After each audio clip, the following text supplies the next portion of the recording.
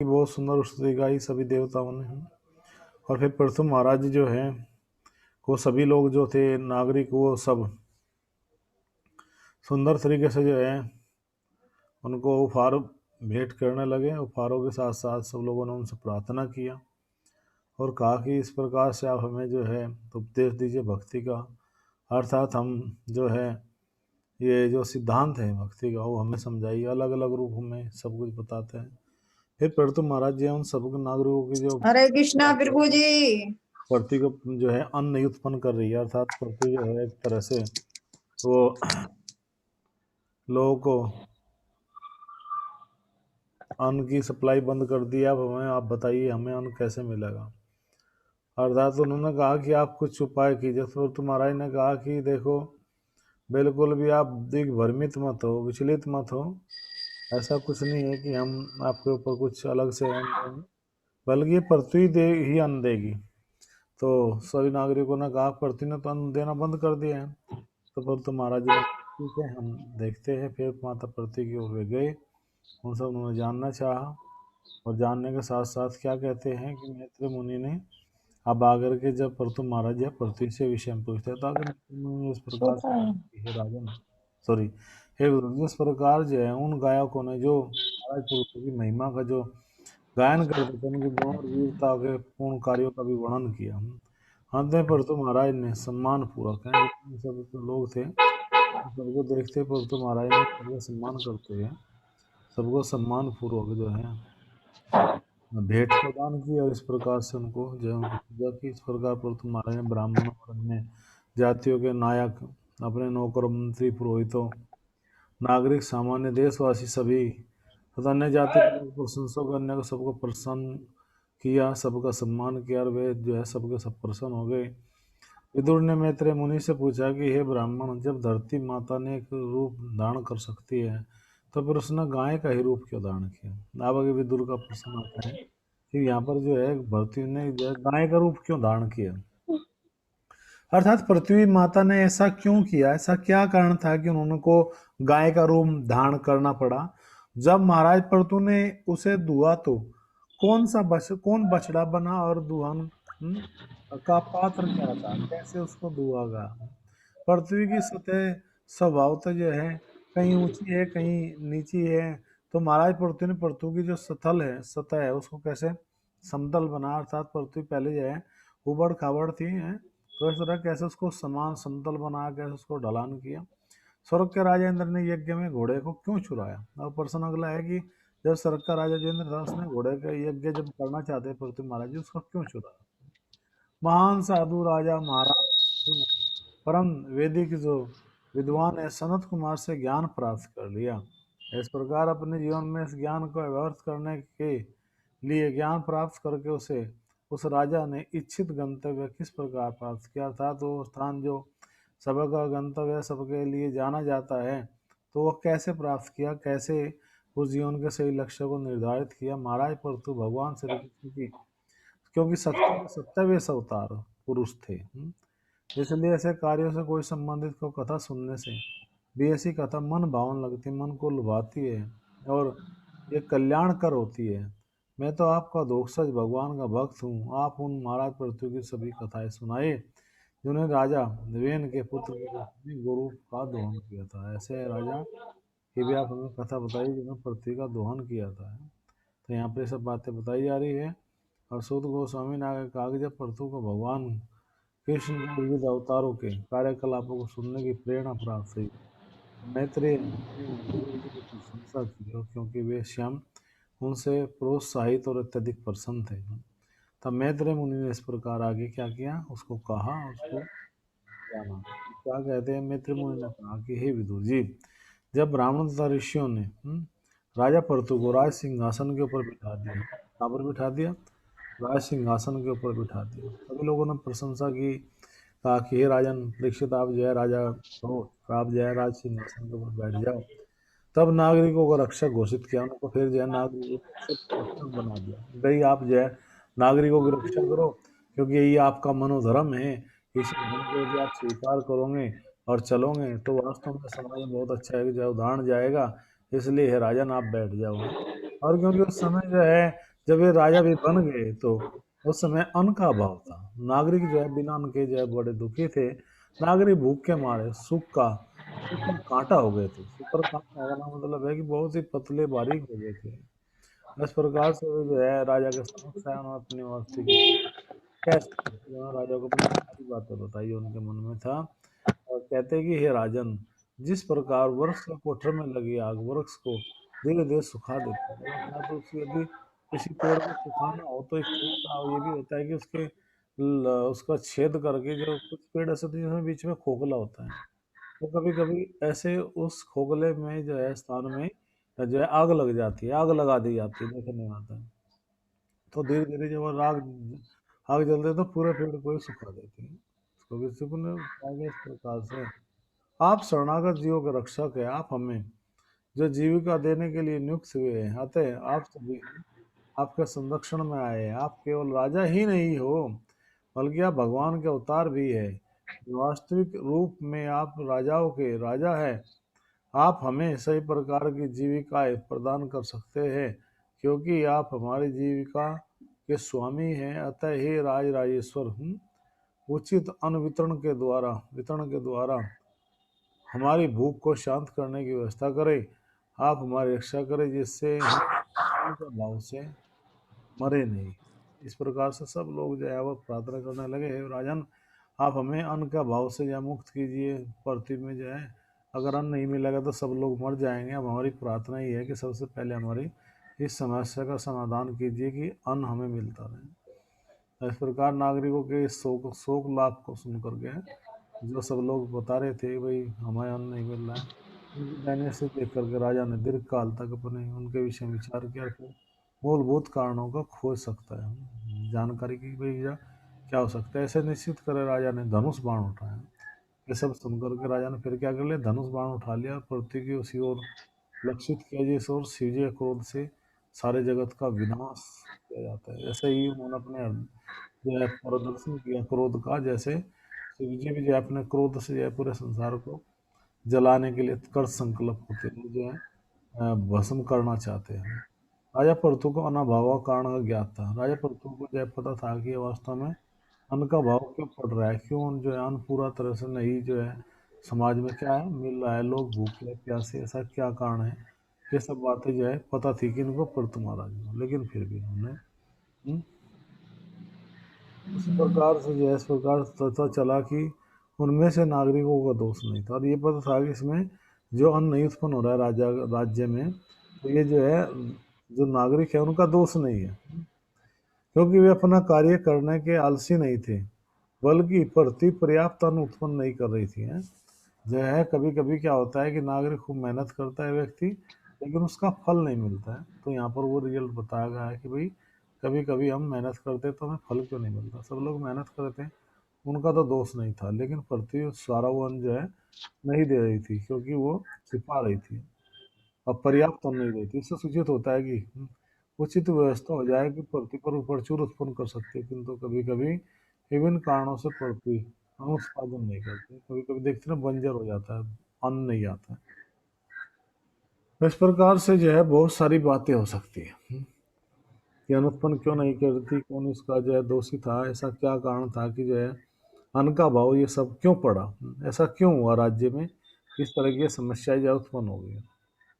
और इस प्रकार से जो है आता है कि जनसंख्या वृद्धि के कारण अन्न भाव हो जाता है, ये संतोषजनक नहीं है। कोई ये कहे कि जनसंख्या बढ़ रही है इसलिए अन्न की कमी पड़ रही है, ना, बिल्कुल गलत है। बल्कि अन्य कारण है कि जिन्हें प्रति प्रचुर उत्पन्न कर सकती है अन्न है, उसे बंद भी कर सकती है।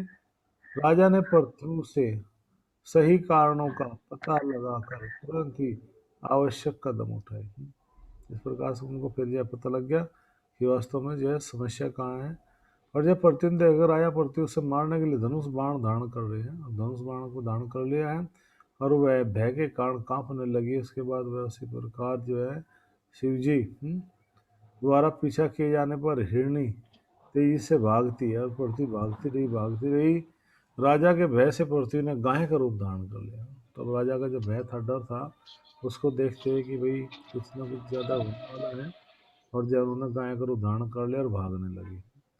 जब इस प्रकार माता की कोख से बालक और बालिका उत्पन्न होती है तो इसी प्रकार पृथ्वी की है कुक्षी विभिन्न प्रकार की जीवात्माएं उत्पन्न होती है। वो माता का इतना प्योर होता है कि वो अपने शरीर से बहुत सारी चीजें उत्पन्न कर सकती है। और इस प्रकार राजा पृथ्वी ने क्रोध से बचने के लिए पृथ्वी ने गाय का रूप धारण कर लिया। आते हुए गाय ही रही। पृथ्वी ने ठीक ही समझा कि पृथ्वी को तीरे से बचने के लिए गाय का रूप धारण किया जाए, किंतु पृथ्वी महाराज जी इस रहस्य को जान गए, अतः उन्होंने गोरूप का पीछा करना नहीं छोड़ा है। इस प्रकार से देख लगे जो गाय है जिसने पृथ्वी का रूप धारण कर लिया, ये गाय जो है अचानक ही क्या होगी, ये बिल्कुल ही मतलब इसने ऐसा ये रूप बनाया है तो कुछ ना कुछ इसके पीछे क्या कारण हो सकता है। तो तुम महाराज जी थोड़ा सा जो है विचलित हो गए और इस प्रकार से जो है थोड़ा सा क्रोध भी किया। इस प्रकार से जैसे प्रातःकालीन समय में जो क्या होता है, सूर्य देव जो होते हैं वो लाल हो जाते हैं और अपने जैसे बाणों चढ़ाए जाने पर, धनुष चढ़ाए जाने, जहाँ जहाँ गुरु प्रति दौड़ती गई वहीं उसका भी पीछा करते गए। उन्होंने जो अपना बताना शुरू कर दिया, उनको जैसे समझ में आ रहा है या नहीं। अर्थात इस प्रकार गौरव पृथ्वी स्वर्ग और पृथ्वी के बीच अंतरिक्ष में दौड़ दौड़ने लगी। वह जहाँ जाती है अपना धनुष बाण लिए जो है पृथ्वी उसका पीछा कर ही रहते हैं। इस प्रकार मनुष्य पृथ्वी के क्रूर हाथों से नहीं बच सकता, इसी प्रकार पृथ्वी गुरु बारह वेन के पुत्र से नहीं बच सकी है। और पृथु महाराज जो इस प्रकार से जो अपना धनुष बाण लेकर के जो है उसके पीछे चलते गए। अंत में पृथ्वी भयभीत होकर के दुखित हृदय से ऐसा अवस्था में पीछे की ओर मुड़ी है। उसने देखा पीछे देखता हूँ ध्यान से, तो उसने देखा कि पीछे भी जो है आ रहे थे, तो पृथु महाराज अपने हाथ में धनुष बाण लिए थे। परम ऐश्वर्यवान राजा पृथु को धर्म के ज्ञाता तथा शरणागतों के संबोधित करके उसने कहा, कृपया मुझे बचाइए, और आप समस्त जीवात्मा का रक्षक हैं। आप जो है इस लोक के रूप में गेट खोल में आए हो, मुझे बचाइए। आप समस्त जीवात्मा का रक्षक हैं, आप लोक के रूप में सदैव जो है पदस्थ हैं। यानी कि यहाँ पर पृथु महाराज जी की जो है महिमा का गायन किया जा रहा है माता पृथ्वी के द्वारा। तो बता रही है गोरूप में पृथु को जो है बचाइए, और इस प्रकार से जो है नियम जानने वाला कहकर के संबोधित किया। धर्म के नियम आदेश देते हैं कि राजा या अन्य किसी के द्वारा स्त्री, गाय, शिशु, ब्राह्मण तथा वर्द की रक्षा की जानी चाहिए। कभी भी ऐसा नहीं होना चाहिए कि जो है ये 5 जो सिद्धांत हैं वो हमें बताते हैं, ठीक, वो सिद्धांत हमें बताते हैं हमेशा कि किसी भी अवस्था में एक स्त्री का, एक बालक का, एक ब्राह्मण का, गाय का, पृथ्वी का है, इनका कभी भी जो है हत्या नहीं की जानी चाहिए, इनका कभी भी वध नहीं होना चाहिए, इनके ऊपर कभी भी प्रतिकार नहीं होना चाहिए, इनके प्रति हिंसा नहीं होनी चाहिए, इनके प्रति कोई भी हमला नहीं होना चाहिए। बल्कि एक व्यक्ति को जो है अपने जीवन की रक्षा, जो क्षत्रिय है राजा, उसको अपने जीवन के प्राण दे करके भी, अपना जीवन दे करके भी इन 5 की रक्षा करनी चाहिए। ये बहुत जरूरी है। और व्रत भी उसमें आता है, ब्राह्मण व्रत भी इसमें आता है। अतः पृथ्वी माता ने गाय का रूप धारण कर लिया, वह भी स्त्री थी। गौ माता के रूप में क्या बन गया, स्त्री है, क्योंकि स्त्री है ना, इसलिए उसने राजा को धर्मज्ञ कहा है, धर्म को जानने वाला कहा। धार्मिक नियम यह भी आदेश देते कि शरणागत का वध नहीं किया जाए। अगर क्योंकि उसने समझ राजा को धर्मज्ञ कहा, राजा की शरण में भी चली गई और जन के चरणों में भी गिर गए। इस प्रकार से फिर भी जो है कह रहे हैं कि जो शरणागत है उसका वध नहीं होना चाहिए। ये बात धर्म के सिद्धांत कहती है। बहुत अच्छी बात है। वास्तव में संसार में धर्म के सिद्धांत भी इसी बात को प्रतिपादित करते हैं कि किसी भी अवस्था में जो है वध नहीं होना चाहिए, बिल्कुल भी। इसलिए वध नहीं होना चाहिए क्योंकि अगर इनका वध होता है तो समाज पूरी तरह से क्या हो जाएगा, डिस्टर्ब हो जाएगा, विचलित हो जाएगा, समाज दिग्भ्रमित हो जाएगा, पद से च्युत हो जाएगा, गिर जाएगा अपने पद से, अर्थात दिशा भ्रमित हो जाएगा। जिस तरह से उसको सही दिशा नहीं मिलेगी, सही जानकारी नहीं मिलेगी। जैसे कि अर्जुन भी भगवत गीता के पहले अध्याय में ही कहते हैं 39, 40, 41, 42 4-5 लोग लगातार हैं, उसमें बताया गया है कि अगर जो है जब सब नौजवान लोग मारे जाएंगे युद्ध में तो पीछे क्या होगा। तो यहाँ पर अर्जुन कह रहे हैं कि जब इस तरह से होगा समाज में तो नौजवान मारे जाएंगे तो स्त्री होगी, बच्चे होंगे जो ऐसा ही होंगे, वो स्त्रियाँ फिर गलत पुरुषों का संग करेगी, समाज में फिर जो है क्या होगा, वर्ण संकर संतान उत्पन्न हो गया है, वांछित संतान, फिर वे जो भी पिंडदान की क्रिया करेंगे वो सब का सब जो है क्या हो जाएगा, समाप्त हो जाएगा, वो उनको तक नहीं पहुंचेगा। और समाज में इस तरह से जो है पूरा जो है पापाचार बढ़ जाएगा। फिर वो कुल पुरुष है जिनको जब पिंडदान करेगी वो संतान सही नहीं होगी तो उनको नहीं मिलेगा। और जो जी बैठ के आपका पानी सबका पानी अभी दे रहा हूँ एक जी जी। तो धर्म का जो सिद्धांत है वो नहीं लागू होगा समाज में तो समाज पूरी तरह से दिग्भ्रमित हो जाएगा, पथभ्रष्ट हो जाएगा। और फिर समाज में जो है ऐसा के कह सकते हैं जो कुल पुरखे होंगे वो सब के सब नरकों में गिर जाएंगे। जब इस प्रकार से कुल पुरखे सब नरकों में गिर जाएंगे, समाज में चारों तरफ हाहाकार मच जाएगा, तो समाज सौती पथ भ्रष्ट हो जाएगा, अर्थात समाज का विनाश हो जाएगा। विनाश का मतलब ये नहीं कि समाज का खत्म हो जाना, नहीं नहीं, समाज जब अपने सिद्धांतों से गिर जाता है तो विनाश ही उसको कहा जा सकता है। क्योंकि जब नैतिक कर्तव्य नहीं रहते, लोगों के पास में सही गाइडेंस नहीं रहती, सही संत महात्माओं का संरक्षण नहीं रहता, तो इस प्रकार से वो समाज जो है विनाश को प्राप्त होता है, अर्थात विनाश के कगार पर वो चला जाता है। तो इस प्रकार से ये सब जो है समाज में जो है जो है इन चीज़ों का बोलबाला हो जाएगा। अर्जुन ने भी इस बात को भगवान को बोला था कि हम ऐसे समाज की ओर बढ़ेंगे जो समाज केवल हमारे जो है क्या करेगा, पथ भ्रष्ट का तक का ही काम करेगा, अर्थात ये समाज पूरी तरह से डिस्टर्ब हो जाएगा। तो जब इस प्रकार से ये बातें बताई गई यहाँ पर जो है कि भाई इस तरह से पथ भ्रष्ट समाज हो जाएगा। और क्योंकि पृथ्वी माता जो है हालांकि वो सही रूप में जो है क्या कर रही है, वो थोड़ा सही रूप में जो है पालन हो भी रहा है समाज में, लेकिन किसी भी स्थिति में भले कुछ भी हो, प्रति कोई भी गलती हो तो उसका प्रतिकार नहीं होना चाहिए। अर्थात उसका जो है एक तरह से कह रहे हैं कि भाई यहाँ पर जो है मतलब जो है उसके ऊपर हाथ उठाना या उसका जो है एक तरह से बेइज्जती करना, इंसल्ट करना, या वो जो मिस्टेक उसने की है उसके यदि हम सोचेंगे हम उसको सजा दें तो ये भी गलती है। एक तरह से यहाँ पर जो है इन बातों को समझाया जा रहा है कि गलती भी हो जाए, यदि किसी स्त्री से, ब्राह्मण से, वर्द से, बालक से कोई गलती भी हो जाए तो फिर भी जो है उसका प्रतिकार नहीं करना चाहिए, फिर भी उसको जो है हमें अक्षमा कर देना चाहिए, समझिए कि ये व्यक्ति योग्य नहीं है, इसको सही जानकारी नहीं है और सही जानकारी न होने के अभाव में इसने जो है इस तरह की त्रुटि को किया। तो यहाँ पर ये बातें बताई गई है।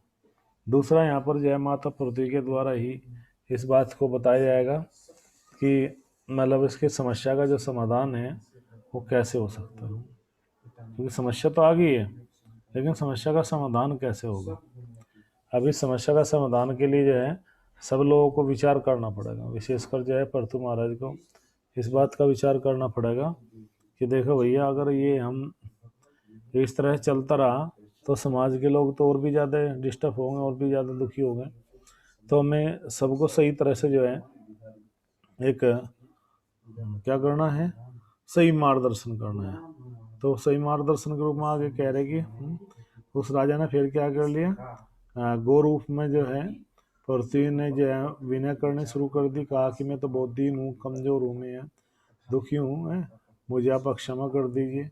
अब इस प्रकार से यदि आप मुझे आप क्षमा करेंगे तो इस प्रकार से जो है मैं जो हूँ आप सब कुछ जानने वाले हैं, क्योंकि आप किसी से द्वेष नहीं रखते, आप सबके मित्र हैं, और एक स्त्री को मारने से लिए फिर भी आप उद्यत हो, एक स्त्री को क्यों मारना चाहते हो, मेरे ऊपर कृपा करके मेरी रक्षा कीजिए।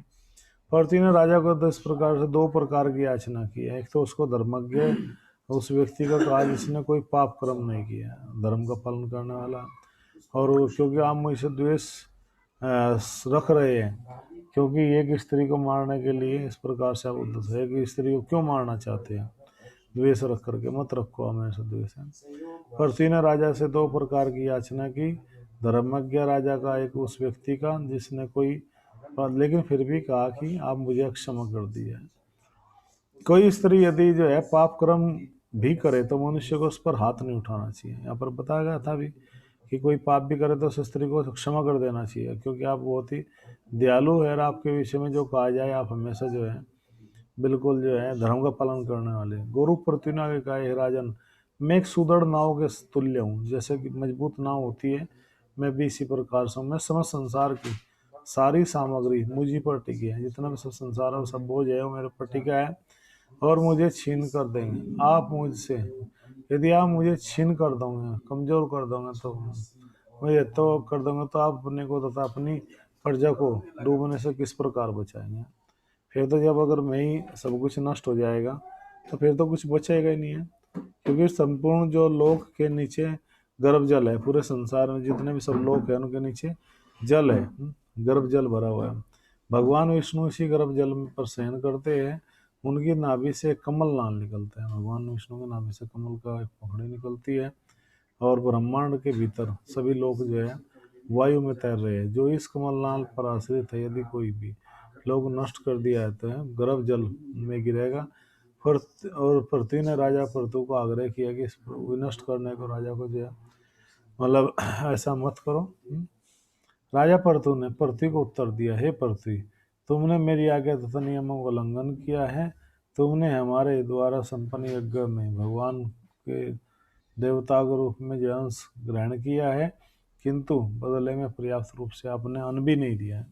ये समस्या इस कारण मैं तुम्हारा वध कर दूंगा, क्योंकि तुमने सही बातों को स्वीकार नहीं किया। पृथ्वी ने आगे कहा कि मैं एक स्त्री हूँ, बल्कि मैं निर्दोष हूँ, निष्पाप हूँ, बिना अतः आप उसने यह तर्क दिया कि उसका वध नहीं किया जाना चाहिए। ऐसी स्थिति में वध नहीं किया जाना चाहिए।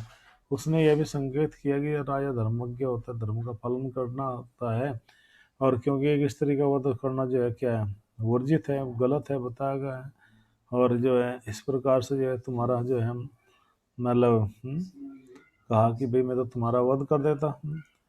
तो यहाँ पर कहा गया कि मैं निष्पाप हूँ। मैं पृथ्वी माता अपने बारे में बता रही है कि मेरी कोई गलती नहीं है, यद्यपि तुम नित्य ही हरी घास चरती हो। पर राजा ने कहा कि तुम बहुत जो है हरी घास चरती हो और अपने थन को पर्याप्त रूप में पृथ्वी से भरती हो, जिसे ग्वाले धो सके। यज्ञ इसलिए किए जाते हैं कि प्रचुर बादल बन सके और पृथ्वी पर वर्षा हो सके।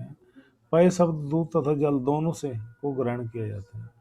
तो आगे भाई जो है जब अन्न खारी हो तो दूध दो फिर अच्छी तरह से, तो या फिर जो है जिस प्रकार से तुमने जो अपनी बुद्धि है गंवा दी है कि आप मेरी आज्ञा के अनुसार सभी जड़ी बूटी तथा अन्नों के बीज दे रही है, जिन्हें पूर्व काल में ब्रह्मा ने उत्पन्न किया था, और भीतर तुम्हारे भीतर जो है वे सब के सब छिपे हुए हैं। तो इस प्रकार से माता पृथ्वी को यहाँ पर जो है पृथु महाराज जी जो है उपदेश देते बता रहे हैं कि तुम्हारा वास्तव में सही क्या कर्तव्य है। एक जो है पृथ्वी होने के नाते तुम्हें समाज में क्या संदेश जाना चाहिए, तुम्हारी तरफ से कौन सा प्रयास होना चाहिए जो नहीं किया गया। तो पृथ्वी फिर जवाब देगी और फिर भगवान की आज्ञा को स्वीकार कर लेगी। तो पृथ्वी के इस आदेश को भगवान फिर कैसे पालन